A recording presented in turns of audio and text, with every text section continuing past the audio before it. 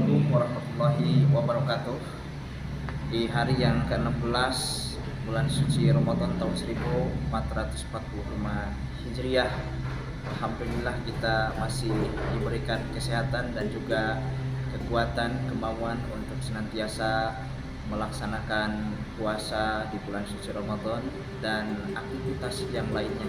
Semoga amaliyah kita yang telah kita lakukan diterima oleh Allah Subhanahu wa taala. Berkaitan dengan nuzulul Quran, ini memang Al-Quran itu adalah kalamullah yang patut dijadikan sebagai petunjuk. Sejatinya Al-Quran itu bukan dijadikan sebagai ajang perlombaan saja, tapi Al-Quran dijadikan sebagai pedoman dalam kehidupan keseharian kita. Harus bisa mengimplementasikan bagaimana nilai-nilai dalam Al-Quran ini kita bisa mengamalkan dalam kehidupan keseharian. Karena Al-Quran itu adalah kata Allah di dalam surah Al-Isra ayat 9, Inna hadzal Qur'an yahdi lillati hiya aqwam. Inna hadzal Qur'an, sesungguhnya Al-Quran ini kata Allah yahdi lillati hiya aqwam. Lillati yahdi itu adalah sebuah petunjuk, akan menjadikan sebuah pedoman, petunjuk aqwam yang konsisten dalam kehidupan keseharian kita. Tidak ada yang paradok dalam Al-Quran. Tentu semuanya juga relevan di dalam sepanjang kehidupan manusia. Aqwam itu artinya tegak, aqwam lurus, konsisten dalam setiap kehidupan manusia. Jadi kalau ada yang berbicara bahwa Al-Quran sudah tidak relevan lagi menjadi pedoman dalam kehidupan seharian, itu adalah keliru. Karena Allah berbicara aqwam, tegak, konsisten Al-Quran itu. Semoga kita bisa bermanfaat. Assalamualaikum warahmatullahi wabarakatuh. Assalamualaikum warahmatullahi wabarakatuh. Waalaikumsalam warahmatullahi wabarakatuh. Pak Ustadz, ada yang akan saya tanyakan tentang Al-Quran. Apa itu definisi Al-Quran? Jujur saja saya sebagai orang awam kurang mengerti itu tentang definisi Al-Quran itu. Ya, jadi begini, Al-Quran ini adalah kalamullah, firman Allah yang diturunkan kepada baginda Nabi besar Muhammad Sallallahu Alaihi Wasallam atas perantaraan malaikat Jibril. Jadi oleh Allah diturunkan kepada malaikat Jibril, dari malaikat Jibril kemudian disampaikan kepada Nabi besar Muhammad SAW, dan untuk dijadikan sebagai pedoman, petunjuk dalam kehidupan sehari-hari. Itulah Al-Quran. Oh gitu ya. Kalau tentang ini, Pak Ustadz, tentang diturunkannya itu kapan itu? Nah, ini sangat menarik sekali ini. Jadi kalau bertanya kapan diturunkannya Al-Quran, sebetulnya ini kalamullah itu terbagi atas dua. Ada kalamullah yang madlul, yaitu yang terdahulu, yang mana kalam madlul itu tidak ada suara, tidak ada aksara, tidak ada huruf. Laisa kamitslihi syai'un, tidak ada serupanya. Kalau kalam makhluk itu ada suara yang keluar, tapi kalau kalam Allah beda dengan makhluk.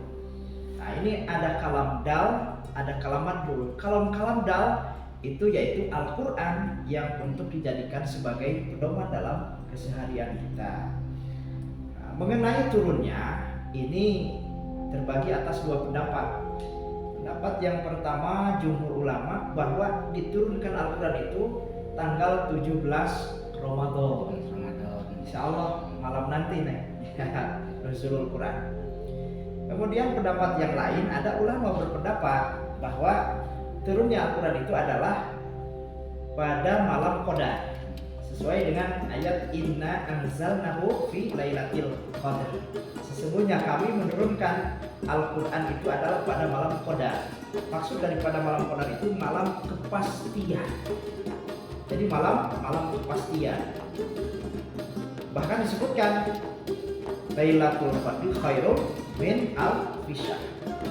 Artinya Lailatul Qadar itu lebih baik ketimbang berapa? Min alfi syahr, 1000 bulan. Kalau kita hitung 1000 bulan itu berapa ya? 83 tahun sekitar itu. Jadi dalam artian bahwa Al-Quran itu adalah pemikiran-pemikiran kita yang sering kita lakukan, konsep-konsep kita lebih baik daripada 1000 bulan. Begitu.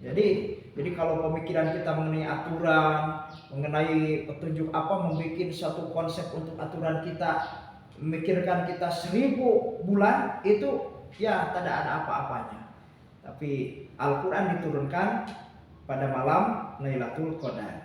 Tapi kita ambil saja bahwa jumhur ulama turunnya Al-Quran itu tanggal 17 Ramadan, nuzulul Quran itu. Ya, jadi kebanyakan jumhur itu berpendapat tanggal 17 Ramadan. Nah, ketika diturunkannya itu kepada siapa, Ustaz? Oh iya.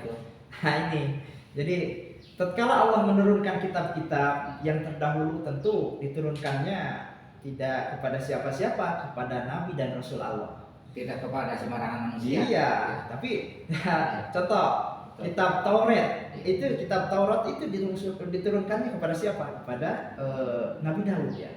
Kemudian pula kitab Zabur itu kitab Zabur kepada Nabi Daud, kitab Taurat kepada Nabi Musa, kitab Injil kepada Nabi Isa. Nah, itu nabi-nabi Allah terdahulu. Nah, ini Al-Quran diturunkannya kepada siapa? Kepada makhluk yang termulia, kepada makhluk yang agung, Nabi akhir zaman. Siapa? Yaitu Kanjeng Nabi Muhammad Sallallahu Alaihi Wasallam ketika beliau sedang berada di Gua Hiro. Ayat permulaan ayat itu adalah Iqra bismillahirrahmanirrahim khalaqal insana min alaq itu. Jadi diturunkannya kepada nabi yang agung yaitu Nabi Muhammad sallallahu alaihi wasallam. Nah, itu diturunkan Al-Qur'an itu untuk apa, Ustaz? Diturunkan. Ini fungsinya tentu sesuatu hal itu ada fungsinya ya. Ada kegunaannya. Jadi Rabbana ma khalaqta hadza batila. Allah membuat sesuatu itu tentu ada tujuannya, ada fungsinya. Al-Quran diturunkan itu bukan sia-sia, akan tetapi Al-Quran diturunkan adalah hudal linnas wa bayyinatin minal huda wal furqan.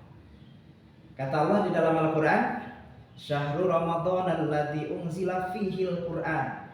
Syahrul Ramadan, bulan Ramadan itu unzila fil Quran, bulan diturunkannya Al-Quran. Nah, di bulan Ramadan kali ini gitu ya. Jadi bulan Ramadan itu sebutannya Syahrul Mubarak, bulan penuh berkah. Kemudian bulan diturunkannya Al-Quran. Hudal linnas, di ayat berikutnya Allah berfirman hudal linnas, petunjuk bagi segenap umat manusia. Jadi fungsinya itu agar dijadikan sebagai petunjuk, agar dijadikan sebagai pedoman untuk kehidupan keseharian. Karena orang kalau sekiranya tidak mempunyai petunjuk, tidak mempunyai pedoman, akan tersesat, akan celaka.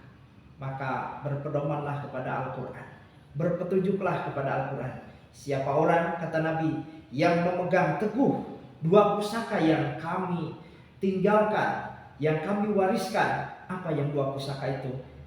Yang pertama kata Nabi, kitabullah, itu kitab Al-Quran. Wasunnata rasuli, kemudian yang kedua yaitu sunnah Rasulullah SAW. Lam tadilu abada, maka tidak akan tersesat engkau selama-lamanya. Jadi sekali lagi kita implementasikan Al-Quran sebagai petunjuk yang hakiki dalam kehidupan sehari-hari. Nah, dari serangkaian kejadian yang barusan, Ustaz, itu hikmahnya apa? Diturunkannya Al-Quran. Hikmahnya diturunkan Al-Quran. Kalau dulu sebelum ada Al-Quran, umat manusia itu tidak mempunyai pegangan petunjuk, disebut dengan zaman jahiliyah. Sudah tidak tidak menjadi sudah menjadi kebiasaan gitu. Umat manusia pasti aneh kalau kata Sunda itu perjudian, pemabukan, kemudian apalagi perzinahan sudah menjadi kebiasaan zaman jahiliyah. Bahkan mengubur puteranya sendiri itu zaman jahiliyah sudah biasa. Yaitu. Kemudian juga zaman jahiliyah itu bertuhan kepada benda-benda itu sudah menjadi biasa, yang terbuat dari roti. Karena zaman jahiliyah sudah turunnya Al-Quran, maka hikmah turunkannya Al-Quran itu apa? Untuk apa? Untuk memanusiakan manusia. Jadi kalau sudah turun Al-Quran, Al-Quran memanusiakan manusia yang tadinya biadab menjadi beradab, yang tadinya tidak berakhlak maka menjadi berakhlak. Jadi bisa membawa membawa Al-Quran itu kepada kebaikan, bisa membawa kepada keselamatan dunia, ya keselamatan di akhirat. Itulah turunnya Al-Quran dari alam jahiliyah menuju alam ilmiah. Ya. Luar biasa dari pencerahannya, sangat bermanfaat sekali. Ya, mudah-mudahan bermanfaat bagi pemirsa saudara-saudara kita. Ya, ini cuma obrolan sambil ngabuburit saja. Itu semoga bermanfaat dari obrolan ini, itu mengenai turunnya Al-Quran. Nah, bertepatan dengan Rasulul Quran nanti malam. Semoga kita semua bisa mencintai Al-Quran dengan membacanya, mempelajarinya, juga mengamalkan Al-Quran. Demikian yang dapat saya sampaikan. Apabila ada yang kurang berkenan di hatinya. Ya. Assalamualaikum warahmatullahi wabarakatuh. Waalaikumsalam warahmatullahi wabarakatuh.